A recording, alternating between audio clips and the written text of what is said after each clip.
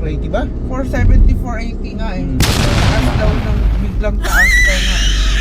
Buhay ka pa ba yun? Tsaka ako, kawawa ako kasi may mga nararamdaman na ako. Di na ako makakapagtrabaho. Alam mo na yung sabihin. Baka gayahin. Ako, patay tayo yan. Uwian na tayo. Yun ang sinasabi ko. Kapag nangyari na yan, paano?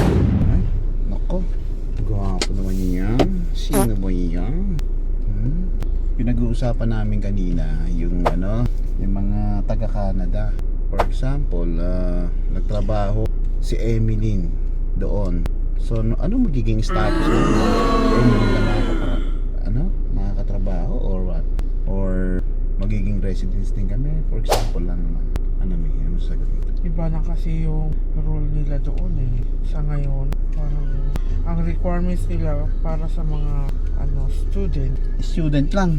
student working visa talaga kailangan. So ganun.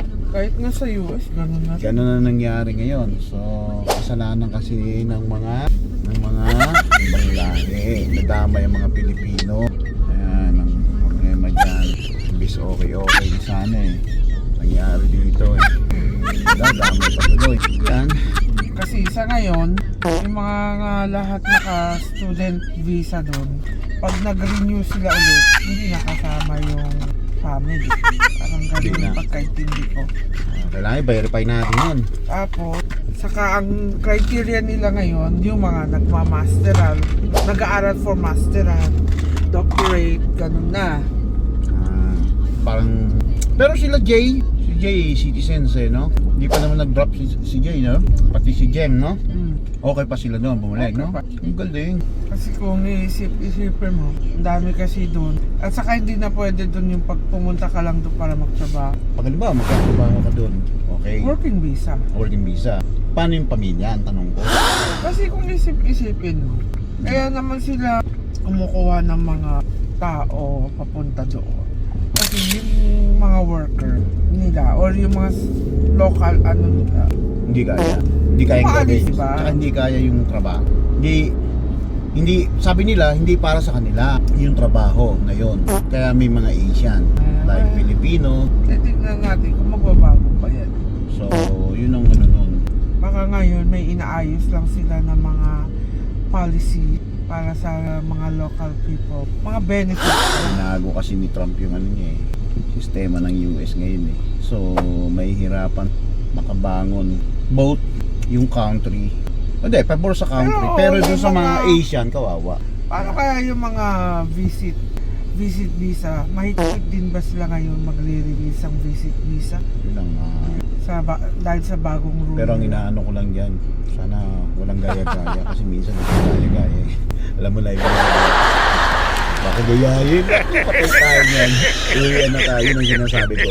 Kapag nangyari na yan, paano na kami mga pamilya? Ano nang gagawin namin sa Pinas? Kung mangyari man yun, sana hindi eh.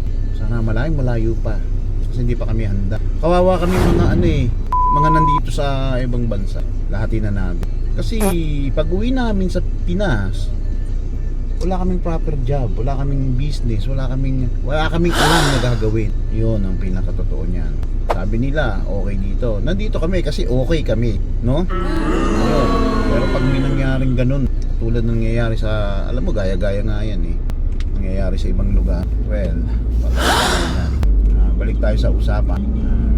Ayun, ang masasuggest nyo. Pagbalik natin doon, anong mga trabaho natin? Ito yung iba na nakapag-umpisa na sila. Paano tayong wala? Nagsisimula pa lang. Hindi wala. Ang na naman. Ako, hirap pa naman ang buhay sa Pilipinas ngayon. Ulam, baboy ba? Napakamahal.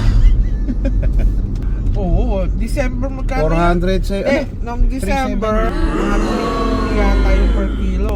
Hindi, 28. Mga ganun nga. 280. Hindi, mga 350. Ngayon daw, 480 ba? 470, 480 nga eh. Ang Grabe, taas mahal. daw, biglang taas daw nga eh. Bubuhay ka pa ba nun? Tsaka ako, kawawa ako kasi may mga nararamdaman na ako. Di na ako makakapagtrabaho. Baka di na ako makapag-drive. Yan ang mahirap niyan. Kaya kayo, Habang nandito kayo sa, payo ko sa inyo, habang nandito kayo sa abroad, konting savings. Hindi natin alam ang ating future. Mamaya tatapon na lang tayo, pabalik, kawawa tayo. Diba? Buti sana kung yun pa rin ang trabaho, makakakuha pa rin. Sa edad natin makakakuha, dito mabawal na nga eh. Diba? Yun lang.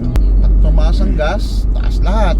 Alam namin yung nangyayari dyan sa Pilipinas, kaya nakasubaybay din kami sa balita rito eh. Kaya tatakot kami bumalik kasi wala kaming pupuntahan dyan. Nga, gusto nga namin tawag nun, gumawa ng paraan, pero hindi kaya eh. Alam mo, sa totoo lang, di na alam ng tao kung saan pupunta eh, no? Pag nawala pa ang Middle East na kung saan maraming Pilipino ang nakikinabangan din, talaga pumupunta sila dito para sa trabaho. Pag nawala pa to, saan na? Hindi natin alam. Hindi bang nag-o-offer naman? Sa tingin lang. Kala mo maganda pag nandun ka na. Hindi pala. Hindi ka rin makahinga ba? Kaya hindi mo rin alam yung mga gawain. Pero ako, kung meron lang sa Pilipinas, nakapundar na sa Pilipinas na tayo. Kaya lang, ingat-ingat. Kita nga namin sa news, grabe no? Nilooban, business, ano bang ano yun? Babae, no? Oh, parang karinderya, parang ganun. Karinderya, Pero oh. may mga TV, may mga Nilooban. ninakaw yung mga... Kumbaga, simpleng ano lang, nilooban pa.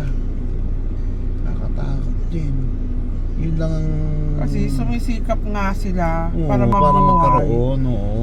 Tapos, Yung iba yung naman, mga gutom, mga ninanakaw lang. ninanakaw.